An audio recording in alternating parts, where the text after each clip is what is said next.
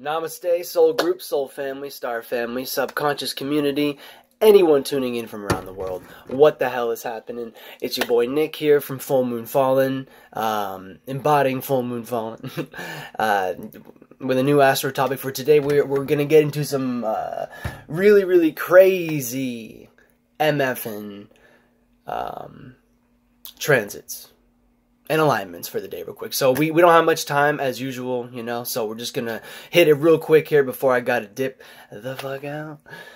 So today is a very special day. Let's see, what's the day? It's 314. So Jesus, 313 was crazy yesterday. Apparently Facebook and Instagram went down, and Ralph Smart, shout out to Ralph Smart at Infinite Waters Diving Deep.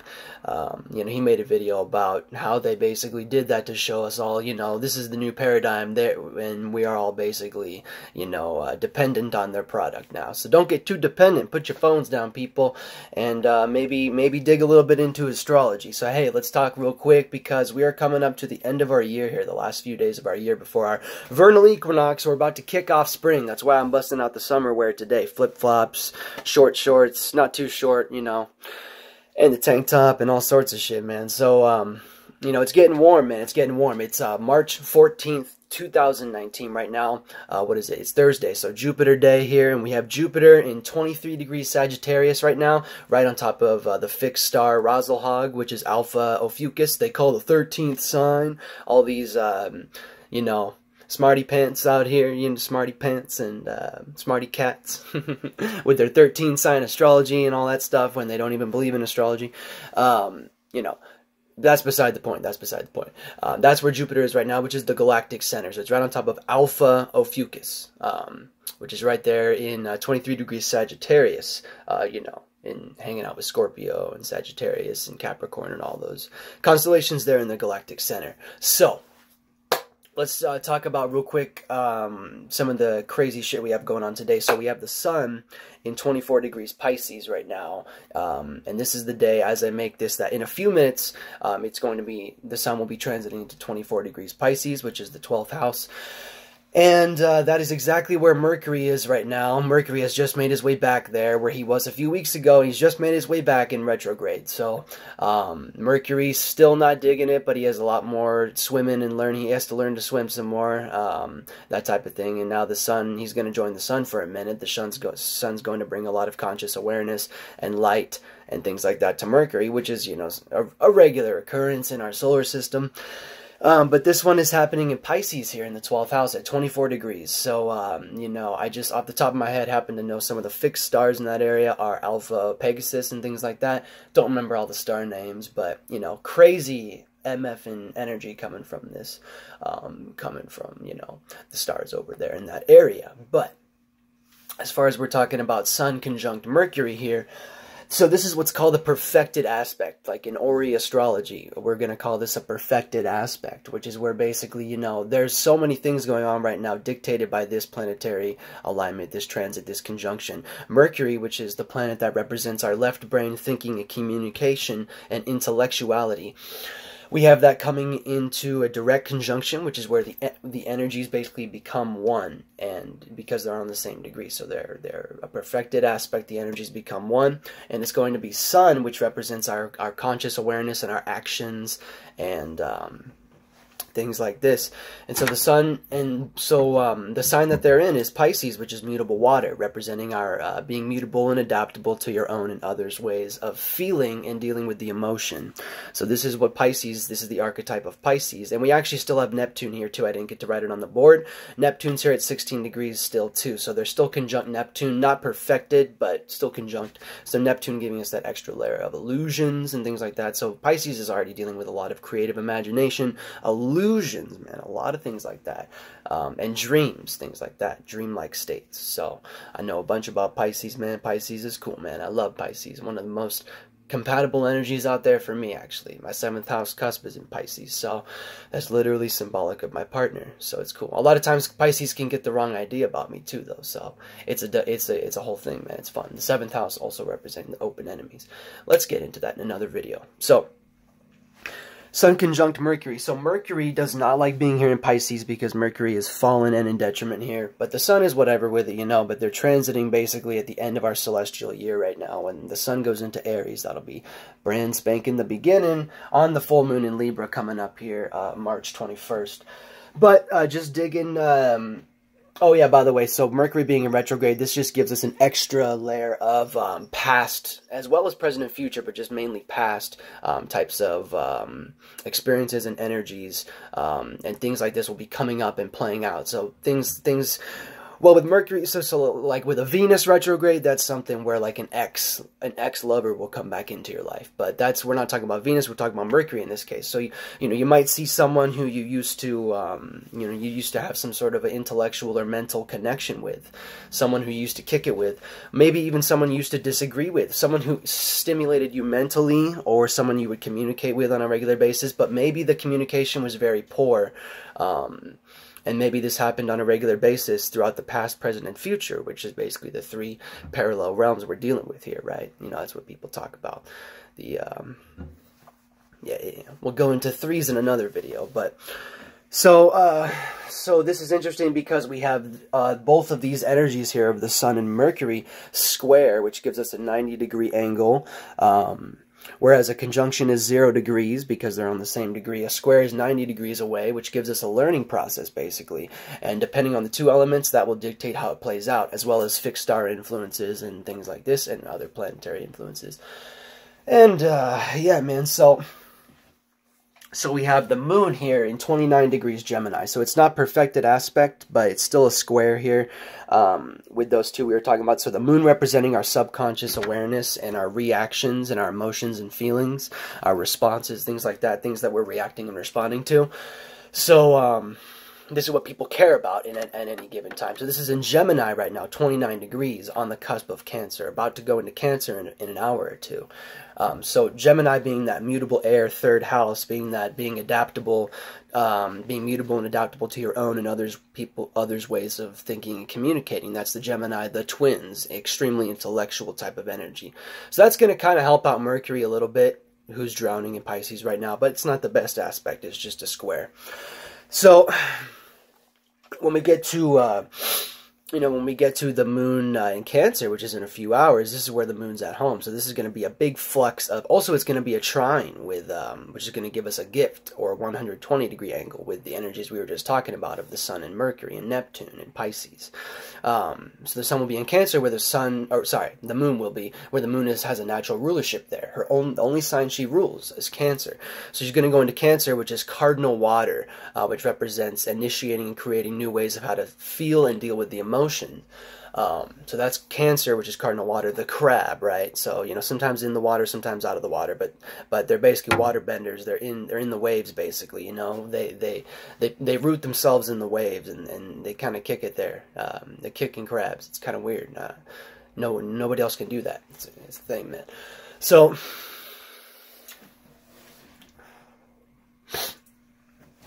that energy is square, and then so the moon, but it's about to be trine there. But that all is still square. Mercury and Sun, and still technically the moon for the next 2 hours, is all square, which gives us that 90-degree angle, that learning process with Jupiter in Sagittarius. So Jupiter representing our higher knowledge and wisdom, and our abundance and things like this, whereas Mercury is more of the left brain aspect, Jupiter is more of the right brain aspect, dealing more with the feeling and things like that, with abundance, bringing things like that, you know, feelings and emotions and things like that. But Mercury is more of thoughts and intellect and things like that, and gifts. But, you know, there's gifts that play out in many different ways, and especially a trine, which is a 120-degree angle. That'll give us a gift, which is basically like a weaker conjunction between elements. It's where, you know, the elements and the signs like that can come together, and, you know, their energies can support each other. So when you have Cancer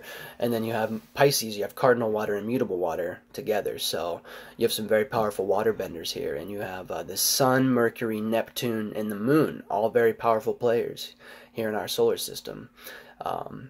You have all of those involved. So moving on with the video, so these energies here are Some of them are aspecting with what we're about to talk about, but the main thing we're going to talk about with this next aspect is just a simple trine, which is a 120-degree angle. That was perfected only a few hours ago, but now it's technically 1 degree off, you know, so but it's still very, very prominent and present for sure, which is Mars and Saturn. So these homies click up on a regular basis in many ways. Mars and Saturn are supportive in many ways.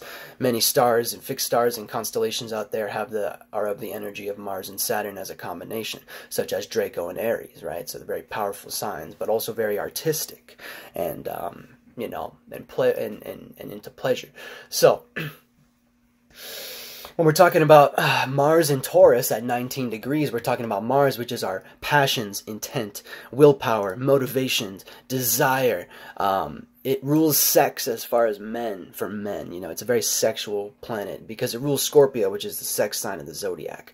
But if you know in Aries, they're very sexual as well. So Mars is a very sexual planet as well. Can be very aggressive. You know, it can be feminine or masculine, but in general, it's mainly a masculine energy with that aggressive. It can be a warlike type energy. Mars is all about energy, man. That's why it rules Aries.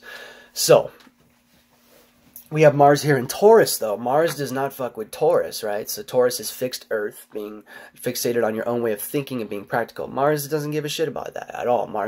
He wants to create, and he wants to inspire, and he doesn't want his flame to be dulled, which is ultimately what happens to him in Taurus. So that's why that's why Mars is in detriment here in Taurus. This is Venus's feminine side, so Mars not going to do too well here. So Mars isn't doing too well, but he's got that trine, which is that 120-degree angle, and giving us that gift with Saturn, who's giving us Saturn representing more structure, stability, boundaries, and restrictions and things like that. So when you get Saturn and Mars together, that's you know, Saturn's going to help Mars out a lot because Saturn is in Capricorn, which is the feminine side of his rulership, right? Saturn loves to be in Capricorn, and when it's perfecting a trine with Mars, you know, that's going to help Mars out when he's in detriment in Taurus.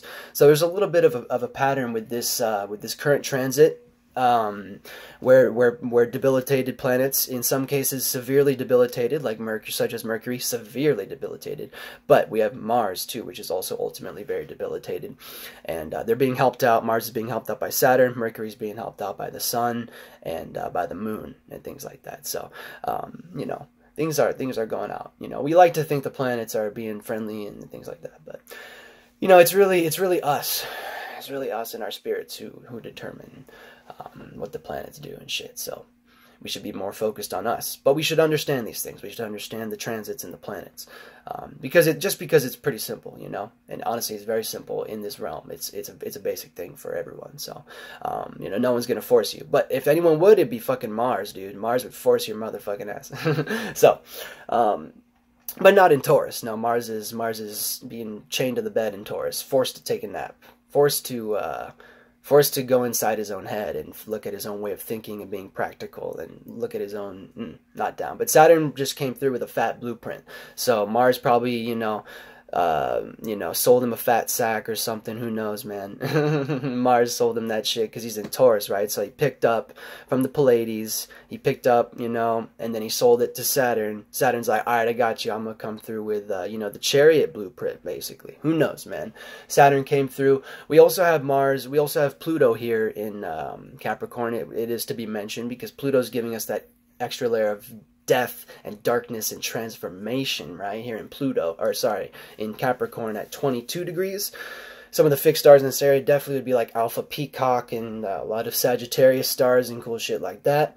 I think Saturn is actually conjunct Alpha Sagittarius right now too, which I think is Nunki. I don't know, man. Nah, I don't know. Someone should look that up. Go to Constellation of Words or something like that. But hey, man, it's all good. I think we're going to wrap this video up. I had to put these on because, you know, all the Pisces energy right now, so I had to put on the violet glasses, violet color therapy glasses, which I just got yesterday, basically.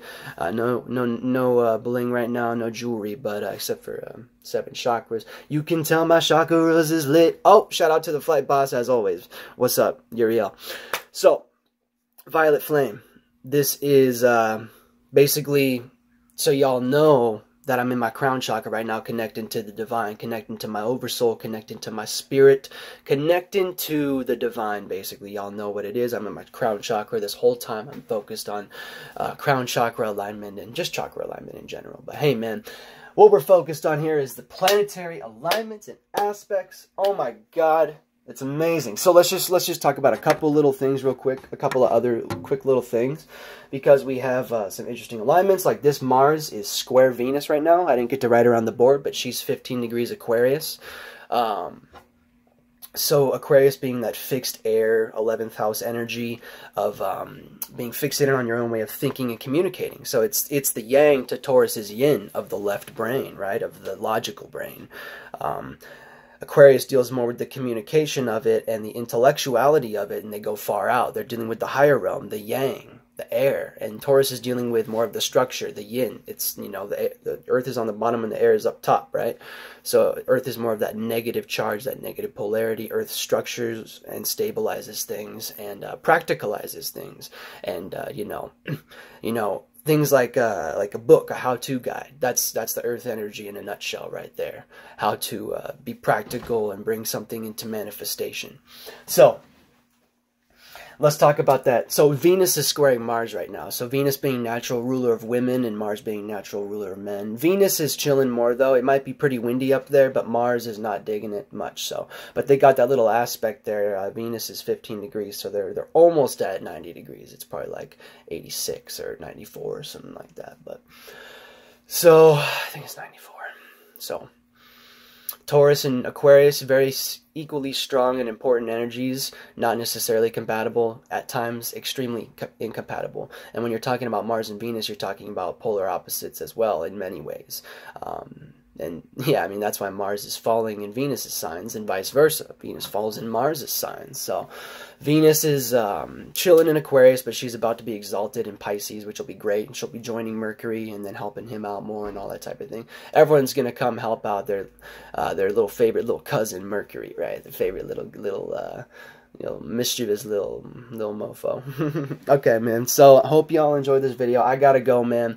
Hold on. Let's see. Oh, yeah.